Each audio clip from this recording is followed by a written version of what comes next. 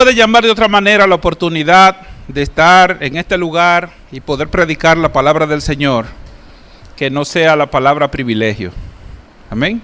Es un privilegio cuando podemos hacerlo, es un privilegio cuando nos colocamos aquí, porque el compromiso es de comunicar un mensaje de Dios para todo, para el pueblo. De manera que siempre recuerden que cuando un mensaje corta hacia allá, hace rato que cortó hacia acá. Amén. Cuando Lima hablaba de que somos miembros de la familia de Dios, ¿verdad? Percy y yo nos miramos, porque esto aquí es un rato, ¿verdad? En la eternidad, allá nos vamos a estar viendo continuamente, así que más vale que cualquier asuntito lo resolvamos desde aquí. Más vale que nos sobrellevemos desde aquí. Más vale que nos soportemos desde aquí, porque así vamos practicando ya, ¿verdad? Ya cuando vayamos allá, pues ya nadie nos cae mal, todos nos caen bien, todos simpáticos, todos, no hay ningún tipo de problema, porque resolver esos asuntos allá ni siquiera vamos a tener la oportunidad es aquí. Amén. Me acompaña Jonathan Márquez. Jonathan Márquez es un dominicano que, bueno, ha estado al servicio del Señor fuera del país, y en uno de esos, por supuesto, se trajo como esposa a una costarricense, Amy. Amy es verdaderamente una bendición en nuestra casa. Jonathan es el líder de adoración en nuestra congregación. Amy es la líder de danza en las artes. Bueno, de hecho, Amy es la fundadora de Pies de Sierva, ¿no? Que es un ministerio internacional sobre esto y sobre la danza, y ellos son una bendición en nuestra vida. Su hijo también me dice abuelo. Y bueno, es tremenda la bendición con ellos, y sabía que venía para acá solo y dijo, no, yo voy. Amén. De manera que mire cómo estoy progresando, ya tengo hasta un escudero ahora. Bendito sea el Señor. Gracias, Jonathan, por acompañarnos. Bueno, Lucas capítulo 6, versículos del 6 al 10. Ahí vamos a tener el mensaje de la palabra de Dios en esta mañana. A ver si este reloj me ayuda a no martirizarlo demasiado. Lucas 6:6 dice: aconteció también en otro día de reposo que él entró en la sinagoga y enseñaba. Qué interesante. El Señor, si entraba, era a enseñar. Y estaba allí un hombre que tenía seca la mano derecha, y le acechaban los escribas y los fariseos para ver si en el día de reposo lo sanaría, a fin de hallar de qué acusarle. Mas él conocía los pensamientos de ellos, y dijo al hombre que tenía la mano seca: levántate y ponte en medio. Y él, levantándose, se puso en medio. Entonces Jesús le dijo: os preguntaré una cosa. ¿Es lícito en día de reposo hacer bien o hacer mal? ¿Salvar la vida o quitarla? Y mirándolos a todos alrededor, dijo al hombre: extiende tu mano. Y él lo hizo así, y su mano fue restaurada. Bendito sea el Señor. Qué interesante este episodio, porque en su primer versículo dice que aconteció también en otro día de reposo. Los días de reposo eran días que le traían problemas al Señor, porque el asunto es que estaba bregando con una nación con una religiosidad muy intensa, en la que las reglas y demás de la ley tenían preponderancia sobre todo. Inclusive la idea es que si a alguien había que dejarlo morirse un día de reposo, lo dejaban reposar tranquilamente. No interrumpían ese reposo para ellos no interrumpir su reposo. Así todos reposaban. Uno en los camposantos y ellos en las congregaciones. De manera que eran confrontaciones que tenía el Señor con estos. Y había la queja de que, bueno, los discípulos del Señor recogían espigas en un día sábado y que las restregaban en la mano para poderla aprovechar, y eso era trabajo. Si usted agarraba unas espigas de un sitio y frotarla con la mano, eso era trabajo y eso era un pecado. Y el Señor les decía que el Hijo del Hombre también era el Señor del sábado, el Señor del reposo. Él es nuestro reposo. Pero todo esto para saber el contexto dentro del cual se movía Jesús y dentro del cual se mueve esta situación. Aquí en este día de reposo el Señor está entrando en una sinagoga y lo que declara la palabra es que había allí un hombre que tenía la mano derecha. ¿Cómo la tenía? Seca. Y por supuesto que no la tenía seca de tenerla en el sol. Definitivamente había un problema de salud dentro de esa situación. Los fariseos pensaban que las personas con limitación física eran personas que estaban de mala posición frente a Dios, es decir, estaban en esa condición por algún pecado de ellos, algún pecado de sus padres. ¿Recuerdan aquel muchacho que el Señor sanó y dijo, Señor, ¿y quién pecó, él o su padre? Y lo que dijo el Señor, no, ¿verdad? Está ciego para que el nombre del Señor sea. De manera que la teoría de que todas las enfermedades vienen a consecuencia de un pecado, tiene problemas al confrontarla aquí. Porque aquí estuvimos ante un hombre que estaba ciego de nacimiento y no había pecado. No era porque hubieran pecado su padre o él. Es decir, no es que sus padres no habían pecado o él, sino que esa no era la causa por la que estaba así, sino que estaba así para que el nombre del Señor fuera glorificado. Y el Señor les callaba la boca de esa manera.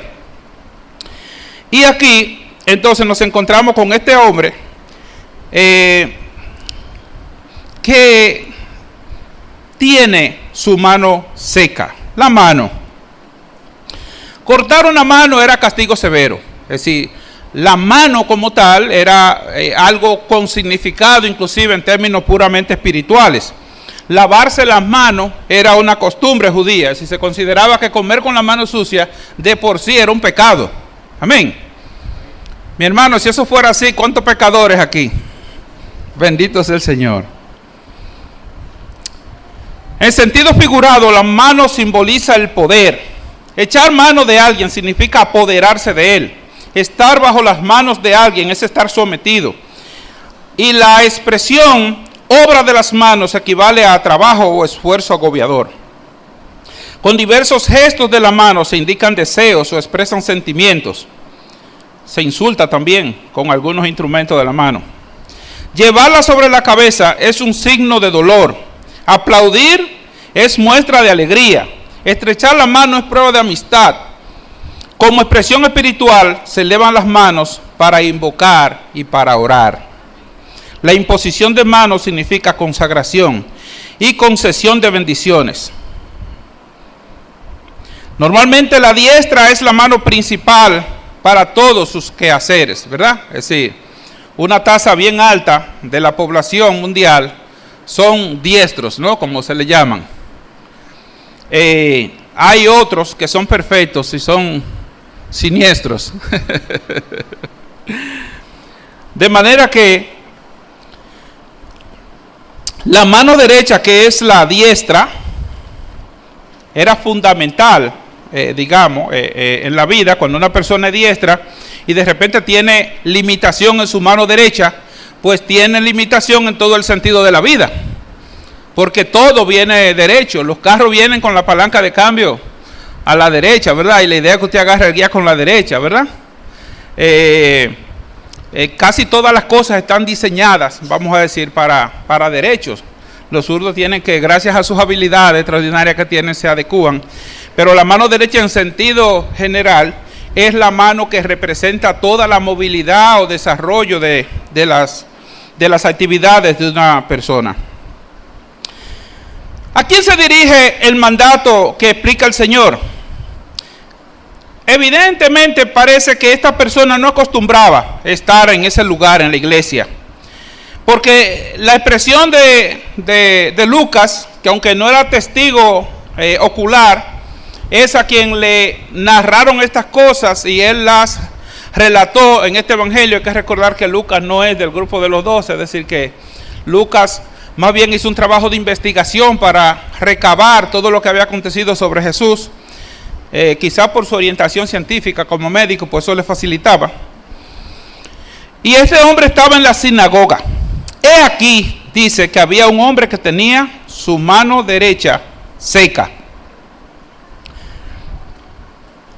Había ese énfasis que le hicieron. Y aquel hombre estaba en la sinagoga. La sinagoga es el lugar donde te colocas de manera formal ante la presencia de Dios. La sinagoga es el lugar donde vamos o donde iban los judíos es el equivalente a lo que es la iglesia, ¿no? En términos físicos. Donde la gente iba a hacer sus celebraciones y a honrar a Dios de diferentes formas.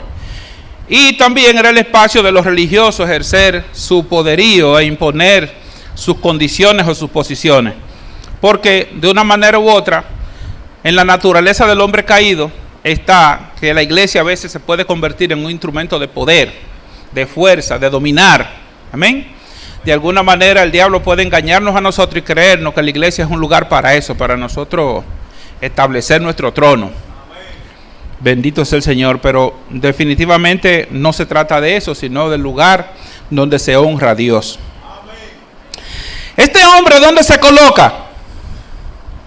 En el lugar donde le pueden resolver su problema. Este hombre de alguna manera le había hablado, había escuchado algo acerca de Jesús y fue a la sinagoga. Se atrevió a entrar allí. Se atrevió a entrar allí aún cuando desde que él entrara en aquel lugar iba a tener la vista sobre él. Ustedes sabrán que cuando una persona con algún impedimento físico entra a un lugar, de manera mágica atrae la atención de todo el mundo y todo el mundo mira hacia allá. Y en una sociedad donde era un estigma eso de tener un problema, una limitación física, imagínense que era hasta cierto punto bochornoso también, entrar en aquel lugar donde habían unos santurrones que entendían que ese hombre estaba en muy mala condición delante de Dios. Era un hombre detestable, desechable, que ni siquiera era digno de estar entrando a la casa del Señor. Bendito sea el Señor. Y había que tener valentía para aquel hombre presentarse allí. Evidentemente que estaba en la expectativa de que con Jesús allí podían pasar cosas. Y se arriesgó y fue, bendito sea el Señor, con su mano seca. ¿Qué habrá hecho que su mano se secara? Bueno, cuando uno lee acerca de esto que la Biblia define como la mano seca, no es tan fácil la teoría que hay sobre ello, pero básicamente en términos científicos se habla de alguna condición en la cual ese órgano, en ese caso, o fue bloqueado, imposibilitado de servir la alimentación, la alimentación vital, digamos, del cuerpo, recibir los nutrientes, o algunos dicen que hay un órgano que por circunstancias que no se explican se niegan a ser alimentados. No sé si ustedes han visto este fenómeno. Es decir, cuando hablamos de hombres de mano seca o de brazo seco, es personas que usted ve el otro brazo normal y lo tienen, ¿verdad? Con una limitación débil, delgadito, seco, ¿verdad? Y eso obviamente afecta la movilidad o la fuerza que haya en ese órgano. Pero uno dice, ¿qué habrá pasado? Que esa mano se secó porque el resto del cuerpo estaba aparentemente correcto. Bendito es el Señor. ¿Se habrá negado a ser alimentado? Y obviamente aquí nos va a llevar directamente al territorio de nosotros. Porque resulta de que esa mano seca puede representar a cualquiera de nosotros o algún talento o alguna forma de expresión, alguna gracia que Dios de por sí nos dio y que nosotros no alimentamos. De repente aquel hombre notablemente trasciende aquel lugar con aquella mano seca, pero de repente pudiera ser que no solamente la mano se secara, hay quien pudiera tener un pie seco, hay quien pudiera tener un corazón seco. un corazón seco. Posiblemente la peor condición no era la de aquel hombre que tenía la mano seca. Allí habían unos religiosos que tenían su corazón seco. Bendito sea el Señor. Lo único que un corazón seco no se evidencia físicamente. La única diferencia a veces entre el pecado de lo que estamos en la fe o lo que estamos en alguna forma de expresión religiosa es que los pecados de muchos se hacen visibles en cualquier punto hacia afuera, pero los otros no son visibles, los nuestros no son visibles. Y tiende entonces a descalificarse más a quien tiene un pecado visible que a los que tenemos pecados que son invisibles, es decir, que no se muestran. Por lo menos ante los hombres Dios sí los conoce. Y aquella gente tenían posiblemente el cerebro seco o tenían el corazón seco, sus sentimientos estaban secos porque estaban imbuidos de su condición de santurrones delante de lo de la congregación, y todos apuntaban al hombre de la mano seca. Bendito es el Señor. Pero ¿por qué una mano pudiera secarse? Independientemente de eso, la condición en la que un órgano decida o se comporte como que no quiere ser alimentado es muy parecido a la condición de muchos creyentes que simplemente se secan en la iglesia porque no quieren ser alimentados. Se niegan a ser alimentados, se niegan a exponerse a la palabra, se niegan a estudiar la palabra con profundidad, se niegan a establecer una relación con Dios seria, se niegan a escuchar el consejo de sus pastores o de sus hermanos, se niegan a adoptar una actitud de vida que glorifique a Dios.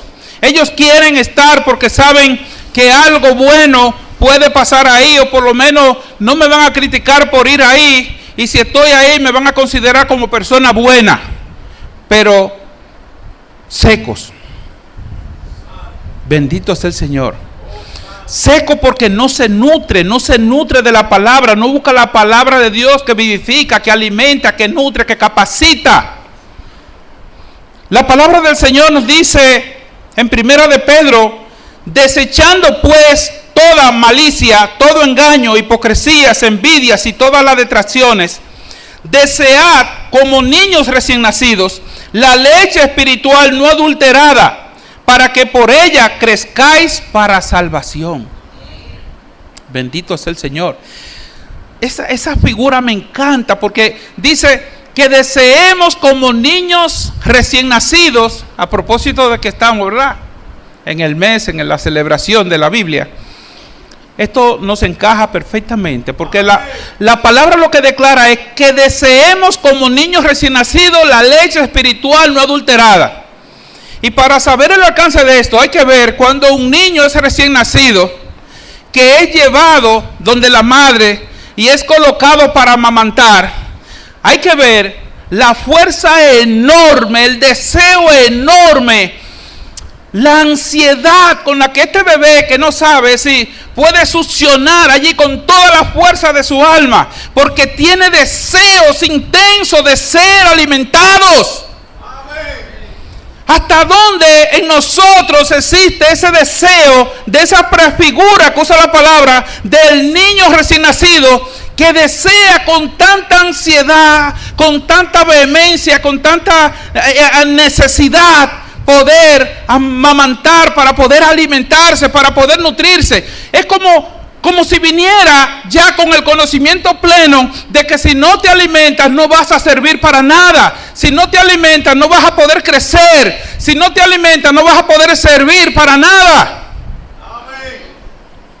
Un niño que no se alimenta es un niño que no tiene expectativa de vida. Un cristiano que no se nutre en la palabra de Dios, que no profundiza en la palabra de Dios, tiene una probabilidad altísima de quedarse desnutrido o hasta morir por inanición. Amén. Nosotros no podemos ser esos secos que estemos acá y que no nos nutramos. Y óiganme bien una cosa. Es cierto que el niño es llevado al lugar de amamantar en el seno de su madre. Pero la madre ni ninguno de los que están ahí pueden hacer la fuerza para succionar la leche.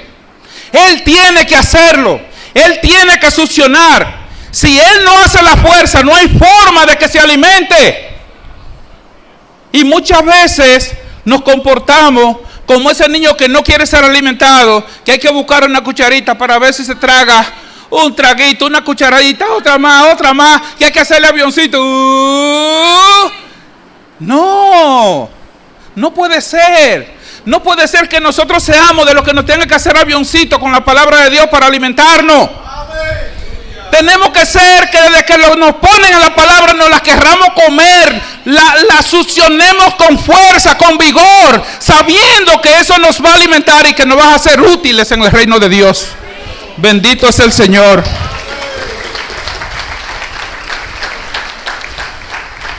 Y hay un propósito que dice, el versículo 2 dice, para que por ella crezcáis para salvación.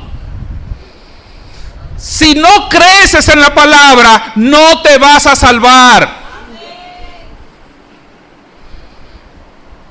Por lo menos el propósito de alimentarse es porque nutriéndonos de la palabra sabemos cómo es que alcanzamos. Aunque sea para entender que la salvación es por gracia. Amén. Aunque sea para saber que la salvación no nos la ganamos, necesitamos alimentarnos. Pero sí para saber de qué manera agradecemos a aquel que nos salvó. Aquel que dio su vida por nosotros. Bendito es el Señor. Y termina el versículo diciendo, si es que habéis gustado de la benignidad del Señor. Pablo aquí asume que el que ha probado, ha visto, gustado de la benignidad del Señor. Pero hay gente que no le gusta la leche. ¿Y qué se va a hacer si no le gusta la leche? Con agüita de arroz no va a ser. La agüita de arroz para un día. Pero hay que beber leche. Y leche no adulterada. Ese es otro mensaje. Porque si nos metemos ahí se complica el asunto. Leche pura. Amén. El que le venga a usted a enseñar con revistas, diciendo cosas que a veces son hasta contradictorias a lo que dice la palabra. Yo no tengo problema con las revistas, siempre que la revista esté basado en lo que dice la palabra. Pero hay que tener mucho cuidado cuando nos sacan de la Biblia. Porque ahí viene la adulteración de la palabra. Timoteo declara en uno de los benditos 3:16. Este es 2 Timoteo 3:16, dice que toda la escritura es inspirada por Dios y útil para enseñar, para redarguir, para corregir, para instruir en justicia, a fin de que el hombre de Dios sea perfecto, enteramente preparado para toda buena obra. Es que si no nos alimentamos, no recibimos la capacitación que da esa palabra para que estemos enteramente preparados para toda buena obra. Si no crecemos en la iglesia, si no crecemos en el cuerpo de Cristo, si no crecemos como creyentes, si no crecemos en el conocimiento de la palabra, no vamos a estar preparados enteramente para toda buena obra. Podremos hacer alguna buena obra, pero no enteramente preparado para toda buena obra. Amén. Bendito es el Señor. ¿Qué aspira a Dios? Que estemos preparados para algunas obritas o cositas buenas, o que estemos enteramente preparados para toda buena obra. A eso es que aspira a Dios. Aquí lo dice en la palabra. Amén. Bendito es el Señor. Y tenemos que saber que aquel hombre de la mano seca tenía que tener dificultades para ganarse la vida. Estaba en una sociedad donde la forma de vida era muy artesanal, ¿verdad? Es decir, las máquinas para trabajar en el campo, los tractores y eso, eran muy escasos, si había alguno, ¿verdad? No había instrumentos, es decir, todo era con la mano. Imagínense la dificultad de este hombre para alimentar a su familia. Santo el Señor. Imagínense la dificultad de este hombre para suplir a su familia, para ayudar, para bañar, para limpiar, para cargar a sus hijos, cuando su mano derecha estaba seca? ¿O es que nos podría estar pasando eso como cristianos? Que al estar secos o tener algunas áreas en nuestra vida secas, tengamos dificultad de poder suplir el alimento en nuestra casa, el alimento espiritual. Si no estamos capacitados en la palabra, ¿cómo vamos a comunicar a nuestros hijos? ¿Cómo vamos a enseñar a nuestros hijos? ¿Cómo vamos a compartir en familia? ¿Cómo vamos a ser pastores de nuestra propia casa si no estamos enteramente preparados para toda buena obra? Es tu responsabilidad alimentarte. Dios te tiene la leche disponible ahí. Amén. Miren qué tremenda ubres hay ahí. Péguese y succione, que hay alimento espiritual no adulterado. Bendito sea el Señor.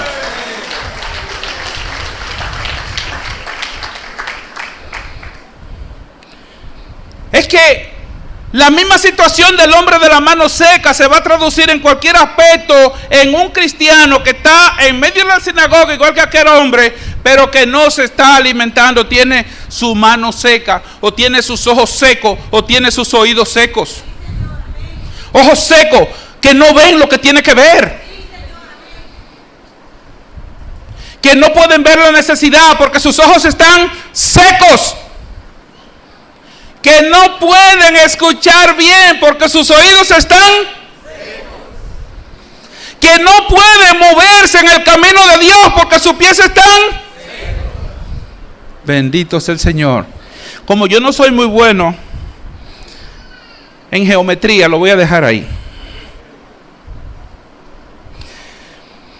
¿Cómo afectaba eso al resto del cuerpo? Un hombre con la mano seca tiene dificultad para alimentar los otros órganos de su cuerpo, porque al final de cuentas, con su mano, ¿verdad?, es que se ejecuta, ¿verdad?, todo lo que va a batir, todo lo que va a hacer, ¿verdad? La tiroides falla, ¿verdad? Porque no tira, es decir, tira corto, y no es lo mismo tirar con la otra que tirar con la derecha. Bendito es el Señor. Pero no se preocupen, que no voy a hablar de comida. Voy a ver si sobrevivo a eso. Es que el cuerpo no es uno solo, no es un miembro, sino muchos, dice Corintios capítulo 12. Si dijera el pie, porque no soy mano, no soy del cuerpo, por eso no será del cuerpo. Y si dijera la oreja, porque no soy ojo, no soy del cuerpo, por eso no será del cuerpo. Si todo el cuerpo fuese ojo, qué feo, un cuerpo que nada más sea ojo. Está fuerte eso. ¿Dónde estaría el oído? Si todo fuese oído, ¿dónde estaría el olfato? Mas ahora Dios ha colocado los miembros, cada uno de ellos en el cuerpo, como Él quiso. Porque si todos fueran un solo miembro, ¿dónde estaría el cuerpo? Pero ahora son muchos los miembros, pero el cuerpo es uno solo. Ni el ojo puede decir a la mano, no te necesito. Ni tampoco la cabeza a los pies, no tengo necesidad de vosotros. Oiga, pero qué pie más orgulloso. Antes bien, los miembros del cuerpo que parecen más débiles son los más necesarios. Y aquellos del cuerpo que nos parecen menos dignos, a estos vestimos más dignamente. Y los que en nosotros son menos decorosos se tratan con más decoro. Porque los que en nosotros son más decorosos no tienen necesidad, pero Dios ordenó el cuerpo, dando más abundante honor al que le faltaba. Para que no haya desavenencia en el cuerpo, sino que los miembros todos se preocupen los unos por los otros. De manera que si un miembro padece, todos los miembros se duelen con él. Y si un miembro recibe honra, todos los miembros con él se gozan. Vosotros pues sois el cuerpo de Cristo y miembros cada uno en particular. Wow. Eso parecería que es como si yo hubiera sacado eso de algún sitio por ahí, algún poema de eso de internet. No, está en la Biblia. Primera de Corintios capítulo 12. El hombre de la mano seca tendrá dificultad en que todos los demás miembros del cuerpo tengan la protección, el cuidado y la alimentación que necesita. Un hombre con una mano seca, sobre todo si es la derecha, no va a poder bloquear los golpes que vengan de afuera, ni va a poder atacar al enemigo porque está imposibilitado de la mano. Lo más que puede dar es cocotazo con la mano izquierda, pero no le va a poder dar un tabanón al enemigo que ruede. ¿Por qué? Porque su mano derecha está seca. Pasa igual en la iglesia. Cada uno somos miembros los unos de los otros. Y si tú en la iglesia eres brazo, y si tú en la iglesia eres oído, y si tú en la iglesia eres ojo, y tú estás seco, tú no podrás dar la protección que necesitan todos los miembros del cuerpo. Bendito sea el Señor. Si todos los miembros del cuerpo no se ponen a hacer cada uno aquello para lo que se les llamó, la vocación para la que se le estableció en el cuerpo entra en déficit. La iglesia entra en déficit cuando el don que Dios te dio, porque dice la palabra, a cada uno le ha sido dada la manifestación del Espíritu para provecho. Cada uno de ustedes tiene al menos un don, porque la palabra lo dice. Si ese don se queda seco en la congregación, no va a servir a otros. Y entonces tenemos una iglesia debilucha. Si tú eres oído, no tienes que ser ojo. Deja al ojo que sea ojo y tú ejerces como oído. Pero un oído usado para bendecir, limitar su capacidad de chismear.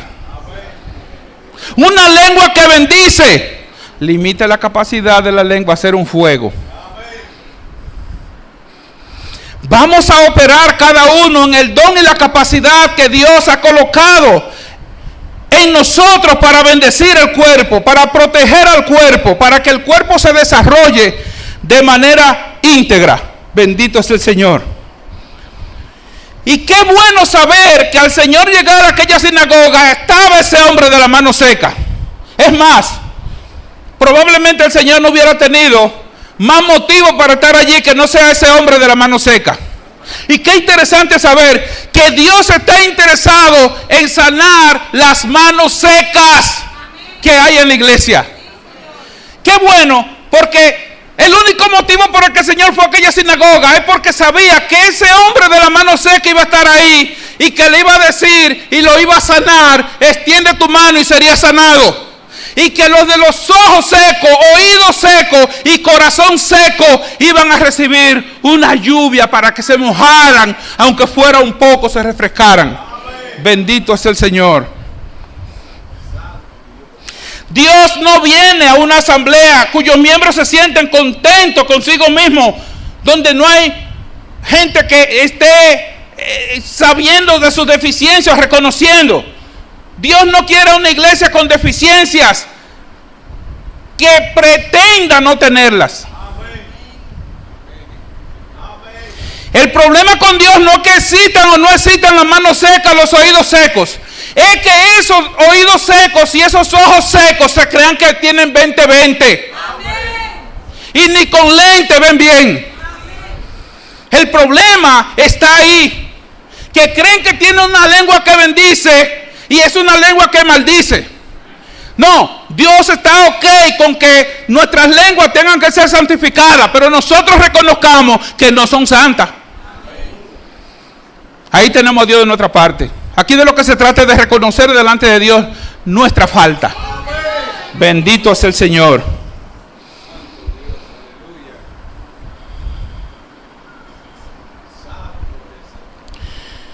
Levántate. Versículo 8. Fue lo que le dijo al hombre de la mano seca. Levántate. Porque es necesario que para nosotros ser sanados de nuestra sequedad, nos levantemos. No puede ser echado, no puede ser sentado, tirado ahí. Hay que levantarse. Levántate. Quizás el que tenga esa condición puede entender que, bueno, Dios es todopoderoso. Si Dios es todopoderoso,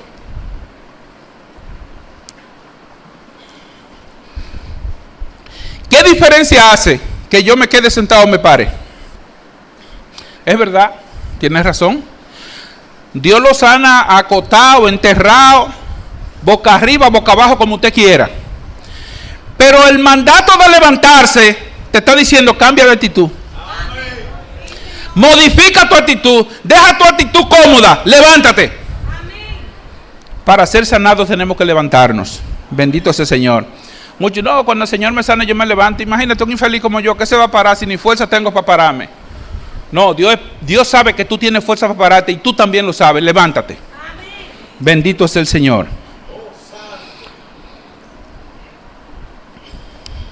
Ponte en medio. Aquí comienza a complicarse la cosa. Porque levantarse implica que yo estoy en un sitio y me paro. Gran cosa, me paré. Ahora bien, cuando usted le dicen donde hay un escenario, ponte en medio, ahí donde la puerca retuerce el rabo. Hay niños que, ¿verdad?, en la escuela los mandan a cantar, se paran en su butaca y pueden cantar, pero si dicen, no, ven aquí adelante a cantar, ahí usted perdió al artista ahí mismo. Y un hombre en esta condición, decirle ponte de pie, decirle ponte en medio, era un gran desafío. ¿Por qué? Porque ahí iba a venir una situación de vergüenza en esta persona. Tenía que haber un compromiso del yo, pero tenía que vencer esa vergüenza. Bendito sea el Señor. Y deben saber una cosa. ¿Cuál es la gran limitación para nosotros llegar a alcanzar en el reino de Dios? Bueno, es que nuestra naturaleza caída, según los estudiosos de la psicología, tiene mucho sentido lo que dicen. Hablan de que de la caída, bueno, no hablan ellos, solo veo uno porque lo conoce en la Biblia. En la caída del hombre vemos que lo primero que Adán sintió fue miedo. Después sintió vergüenza. Y después culpa. De alguna manera nosotros estamos acechados por esas tres condiciones. Nosotros o somos miedosos, o somos vergonzosos, o somos culposos. Y las tres cosas nos inhabilitan para poder alcanzar el reino de Dios. Si el que siente miedo no sobrepasa al punto de decir, diga el débil, fuerte soy. Tiene que sobrepasar eso. No es decir no tengo miedo temblando. No, tú puedes reconocer que tienes miedo, pero en el nombre del Señor tú te levantas y tú dices, yo soy fuerte en Dios. Bendito sea el Señor. Si tienes vergüenza, tienes que saber que la mayor vergüenza que había que pasar la pasó el Señor por nosotros. Fue expuesto públicamente. Bendito sea el Señor. Bueno, si me llevo de esto es como si estuviera casi terminando. Pero no se preocupe, que esto no le falta ni media hora ya. No se asusten, que no es verdad. Son 35 minutos. Bendito sea el Señor. Ponte en medio. Indica ponerse en actitud de obediencia. Ten confianza, levántate, te llama, como le dijeron a Bartimeo. Bendito sea el Señor. Pero ese acto de desafiar, levantarte, luego ponerte en medio para exponerte a la crítica y todo, para luego el Señor dar el golpe mortal. ¿Ustedes saben cuál es el golpe mortal?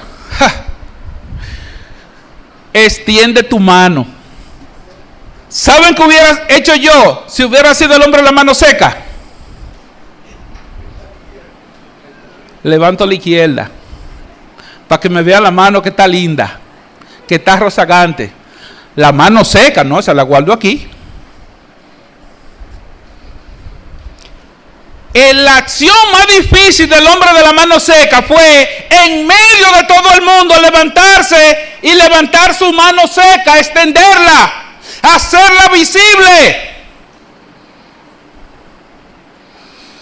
Ese es el desafío de los que ganan el reino de Dios. Que son capaces de levantarse y decir aquí yo soy un pecador. Sí, yo tengo pecado, yo necesito ser salvo, yo reconozco que lo he hecho mal, yo reconozco que necesito un salvador, yo reconozco que lo que me toca es la condena eterna, yo reconozco que he hecho cosas que ofenden a mi familia, que ofenden a mi esposa, que ofenden a mis hijos, que ofenden a toda mi familia, que ofenden a nuestros vecinos, que ofenden a todos, sobre todo que ofenden a Dios. Y yo tengo que pararme y decir, aquí está mi mano seca. Bendito sea el Señor. ¿Cuál es tu mano seca? ¿Cuál es el órgano tuyo que está seco? Bendito sea el Señor. Esta es la reflexión que tiene que llevar a los de la mano seca que entraron a la iglesia y que van a reconocer que tienen su mano seca y necesitan ser salvos, y a los que están dentro de la congregación que reconocen, sí Señor, yo también tengo cosas secas en mi vida y yo necesito, Señor, que tú la renueves, que tú generes una vida nueva, una actitud nueva en mí. Bendito sea el Señor. ¿Pueden ponerse de pie? Bendito sea el Señor. Este es el momento que nos desafía interiormente. Este es el momento que nos desafía. ¿Y qué mejor lugar si vamos a hacer eso? Siéntete en la libertad, es decir, no tienes que decirle a nadie. No vamos a hacer como el Señor dice, tiende tu mano. No tienes que confesar aquí nada de eso. Con que lo reconozcas delante de Dios, que hay una condición en ti que está seca, que hay algo que necesita en tu vida, que necesita ser permeado por la gracia de Dios, que Dios rocíe eso. Siéntete en la libertad, arrodillarte, puedes pasar al altar. Simplemente, si alguien está aquí en medio que quiere decir, sí, yo quiero recibir a Jesucristo como Señor y Salvador, hoy puede ser un día grandioso para mí. Hoy es un día de yo poder empezar una vida nueva. Hay alguien que quisiera a Cristo en esta mañana, en este mediodía. Alguien que quiera decidirse por Cristo, que quiera presentarse delante de Cristo, que quiera recibir a Cristo como Señor y Salvador. Bendito sea el Señor. Eso de ponte en medio, yo imagino que el hombre de la mano seca lo resolvió fácil. Cerró los ojos. Cierra tus ojos y ahí donde tú estás, hazlo. Hazlo ahí, o hazte de cuenta que no hay nadie. Si quieres pasar al altar, tú puedes pasar al altar, no importa cómo lo hagas. Pero si este es el momento en que tú quieres recibir a Jesucristo como Señor y Salvador, declara esta palabra: Señor Jesús, en este momento yo te recibo como mi Señor y como mi Salvador. Yo reconozco, Señor, que mi vida ha estado seca. Yo reconozco que he vivido una vida de acuerdo a mi criterio, no pensando en la vida agradable que debo vivir delante de ti. Yo te pido que tú vengas a mi vida y la transformes, que tú me hagas una nueva criatura, que tú inscribas mi nombre en el libro de la vida. A partir de hoy, yo te recibo como mi Señor y como mi Salvador, y entro en pacto nuevo contigo a través de la sangre de Jesús. Gracias, Dios, por la salvación que me das en Cristo Jesús. Esta oración para la congregación, preséntale a Dios con toda franqueza y sinceridad. ¿Qué aspecto de tu vida está seco? Igual, si pasas o desde donde estás, Dios lo entenderá. Pero preséntate al Señor. Dile al Señor: Señor, me presento delante de ti porque reconozco que en mi vida hay áreas que están secas, que necesitan ser extendidas, necesitan ser colocadas, necesitan ser expuestas delante de ti. Y ahora yo las expongo. Señor Jesús, mi corazón está seco. Mis dones se han secado en mí. El gozo se ha secado en mí. Tu gracia no se evidencia en mí. Mi gratitud está seca, Señor. No demuestro el agradecimiento que debo tener a ti. Padre, estoy seco en el amor a mi familia, estoy seco en el amor a mi esposa, a mis hijos, estoy seco en el amor a mis compañeros, estoy seco en compartir mi vida cristiana, en compartir la palabra que tú me das. Estoy seco en cuanto a interceder y orar por otros, seco en cuanto al don de dar o de administrar, Señor. Que tu gracia descienda sobre mi vida y la permee de ti, Señor. Que tú abras las llaves y toda sequedad se vaya de mi vida. Oh Señor, gracias, Padre, porque eres bueno. Gracias porque nos alertas, porque me alertas, Señor. Gracias por la vida nueva que tú siempre estás dispuesto a darme. En el nombre de Jesús.